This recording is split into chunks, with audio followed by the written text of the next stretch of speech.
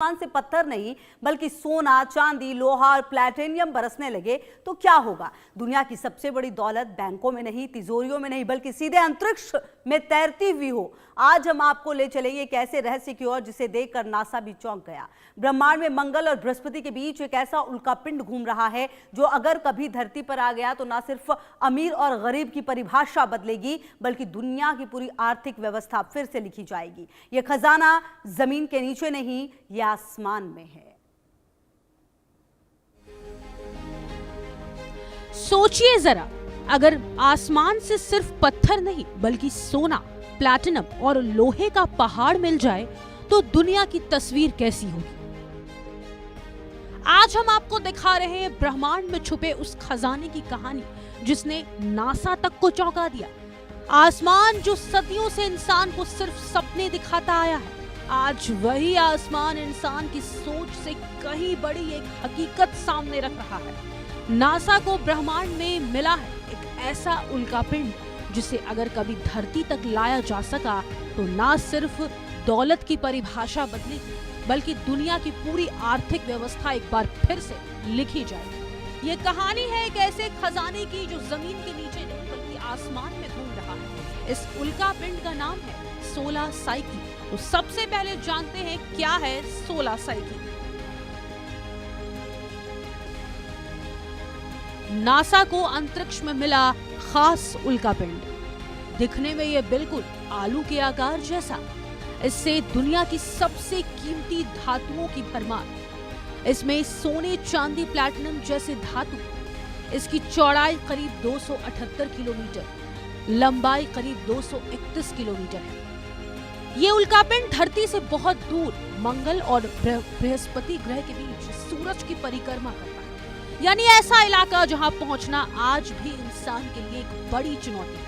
ये एस्टेरॉइड धरती पर मौजूद कई बड़े देशों से भी बड़ा है। वैज्ञानिक मानते हैं कि ये कोई आम पत्थर का टुकड़ा नहीं बल्कि ऐसा पिंड है जो लगभग पूरा धातुओं से बना हुआ है। सोलर साइकी अलग दिखता है क्योंकि ये पत्थर नहीं बल्कि लगभग एक उड़ता हुआ मेटल का पहाड़ माना जा रहा है।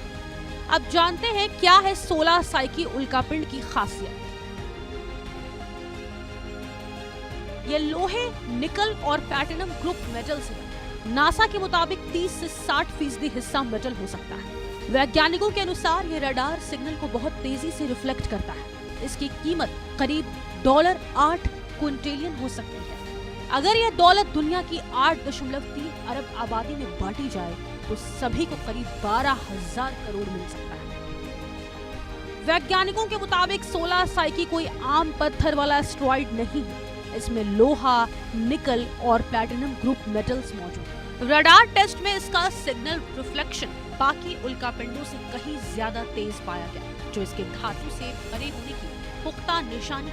दिलचस्प बात यह है कि सोलर साइकी कोई नई खोज नहीं। साल 1852 में इटली के मशहूर एस्ट्रोनॉमर एनिबाल डी गैस्पारिस ने पहली बार इसे देखा था, लेकिन उस दौर में ना तकनीक थी, ना संसाधन और ना ही वो सोच जो इसके असली महत्व को समझ सके।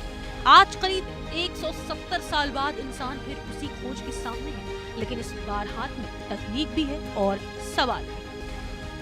इस रहस्य से पर्दा उठाने के लिए नासा ने 13 अक्टूबर 2023 को साइकी मिशन लॉन्च किया।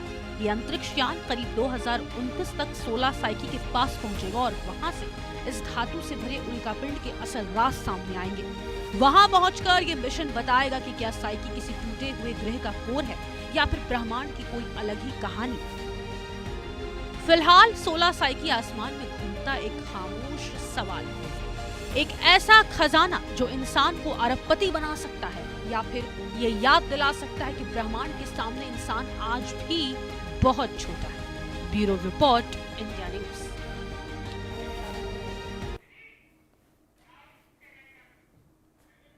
तो देखिए,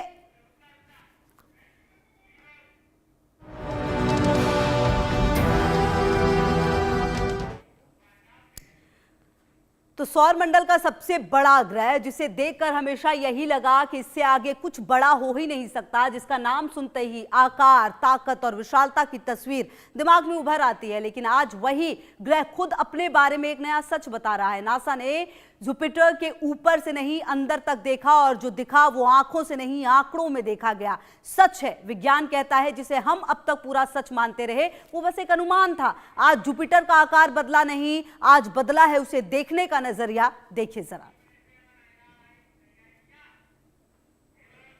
छोटा निकला सबसे बड़ा ग्रह। क्या जुपिटर उतना बड़ा नहीं? सबसे बड़े प्लैनेट पर बड़ा खुलासा। नासा ने उठाया रहस्य से पर्दा।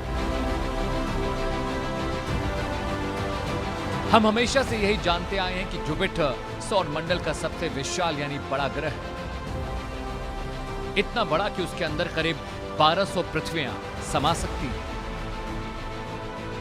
स्कूल की किताबों से लेकर विज्ञान की दुनिया तक जुपिटर को एक विशाल, गोल और अडिग ग्रह के रूप में देखा गया, लेकिन अब नासा की नई रिसर्च ने इस भरोसे को हिलाकर रख दिया है।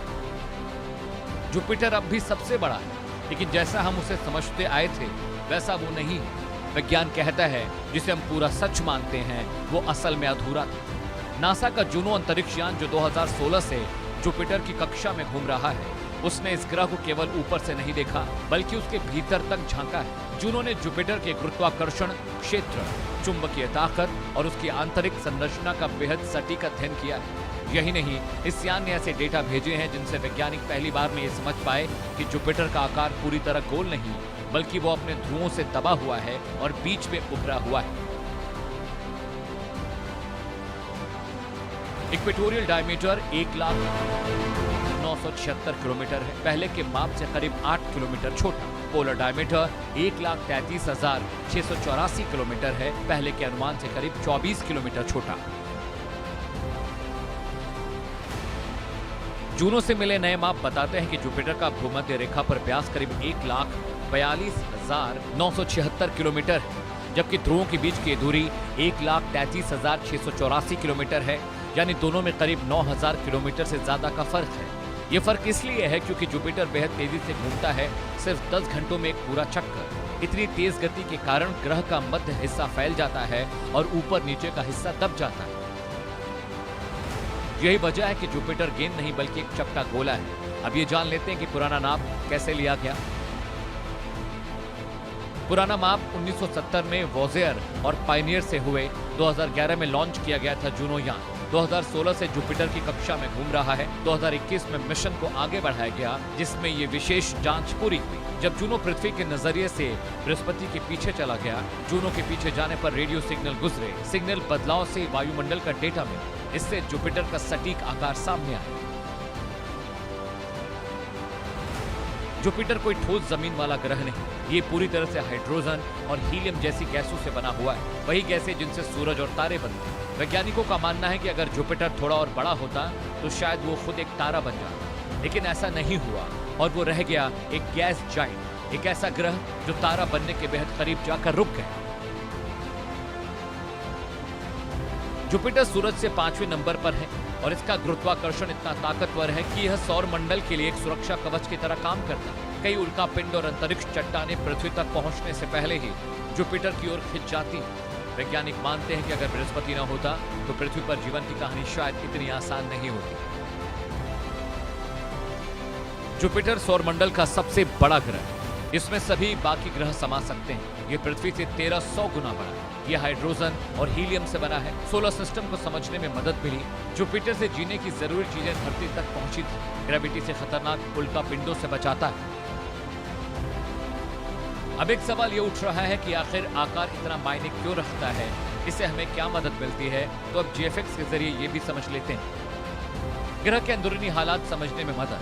ये साफ होगा कि किन किन परतों से बना होगा। वायुमंडल की बनावट समझ आए, मौसम कैसे काम करता है पता चलेगा। मैग्नेटिक फील्ड की भूमिका साफ होगी। आयु और यूरोपा जैसे चंद्रमाओं पर असर पड़ेगा। जुपिटर का खिंचाव कैसे काम करता है। जूनो मिशन ने यह साबित कर दिया कि ग्रहों को समझना सिर्फ उनकी सतह देखने से मुमकिन नहीं, असली सच उनके भीतर छिपा होता है। बृहस्पति की नई तस्वीर न सिर्फ हमारे सौर मंडल को समझने में मदद करती है, बल्कि दूसरे तारामंडलों और ग्रहों की खोज के रास्ते भी खोलती है। आज बृहस्पति छोटा नहीं हुआ है, बल्कि हमारी समझ पहले से कहीं ज्यादा बड़ी हो गई है। Bureau report, India news.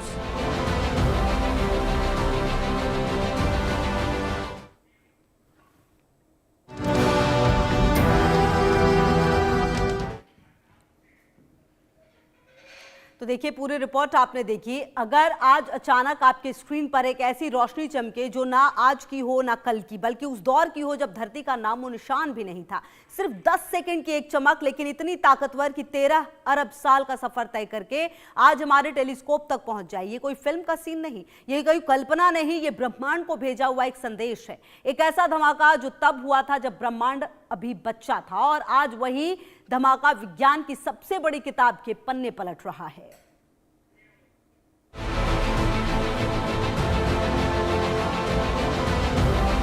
पिछले साल अंतरिक्ष की गहरी खामोशी में एक ऐसा पल आया जिसने पूरी वैज्ञानिक दुनिया की सांसें रोक दी।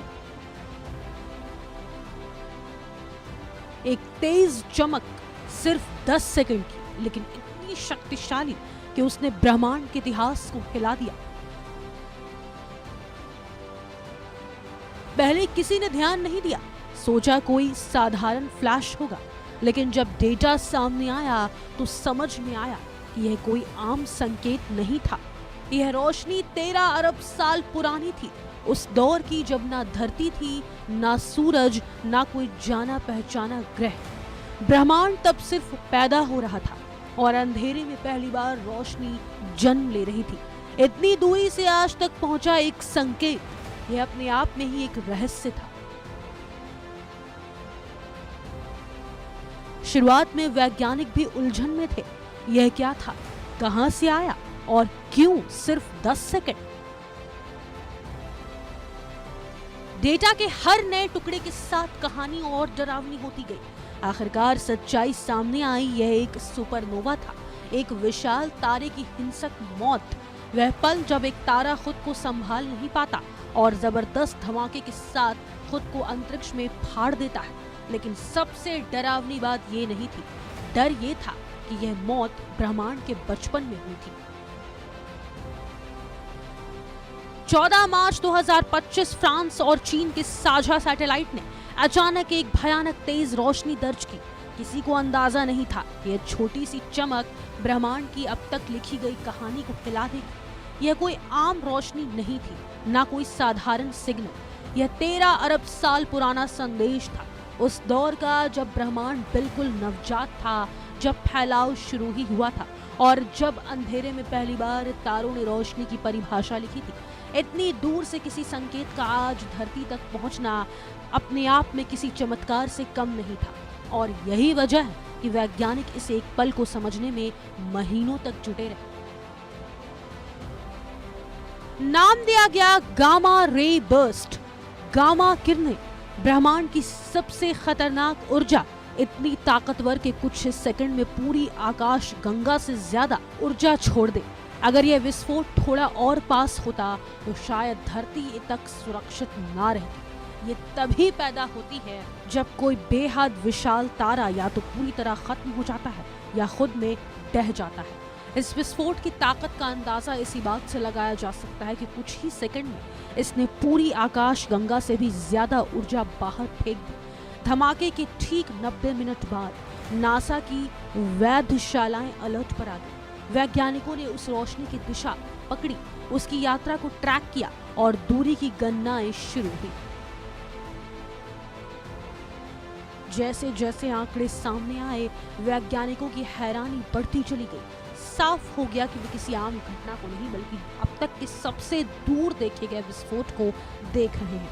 यह खोज खगोल विज्ञान के पुराने नियमों और रिकॉर्ड दोनों को पीछे छोड़ चुकी थी।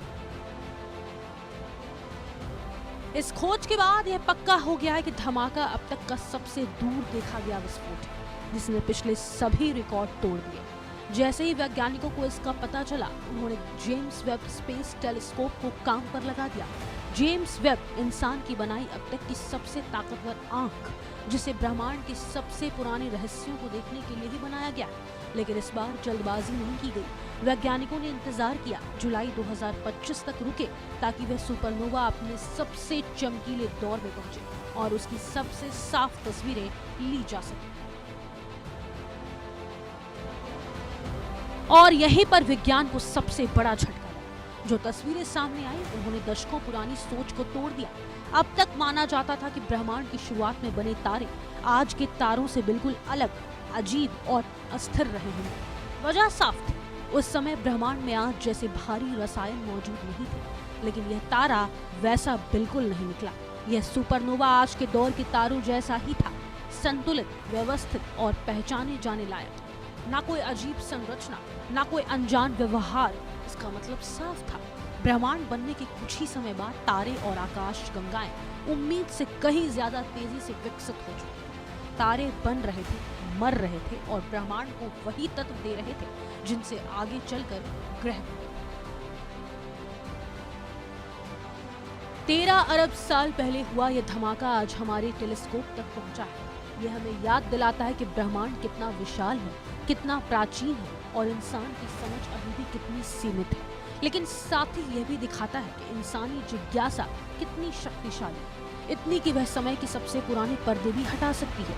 यह सिर्फ 10 सेकंड की चमक नहीं थी, यह ब्रह्मांड की तरफ से भेजा गया एक संदेश था, एक ऐसा संदेश जो हमें हमारे अतीत, हमारे अस्तित्व और हमारी उत्पत्ति से जोड़ देता है।